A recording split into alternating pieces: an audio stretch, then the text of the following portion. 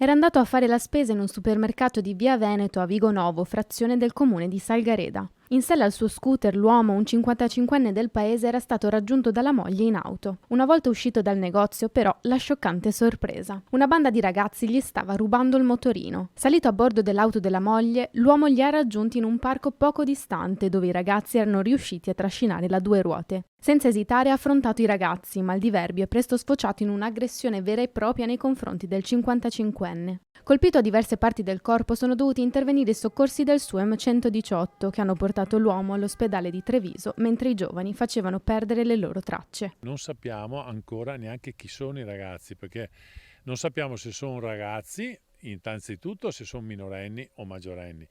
Non sappiamo neanche da dove provengono. Cosa importante è che la persona stia bene.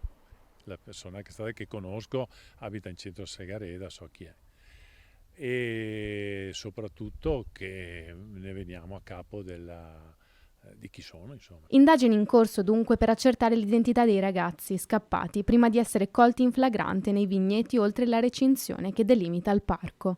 Secondo le prime ricostruzioni pare fossero in 3 ad aver commesso il tentativo di furto. Un fatto, fa sapere il sindaco, che in un paese tranquillo come Salgareda non era mai accaduto. Non uno scasso, un'aggressione a un anziano che insomma, si trovava da solo in casa, queste sono cose pericolose.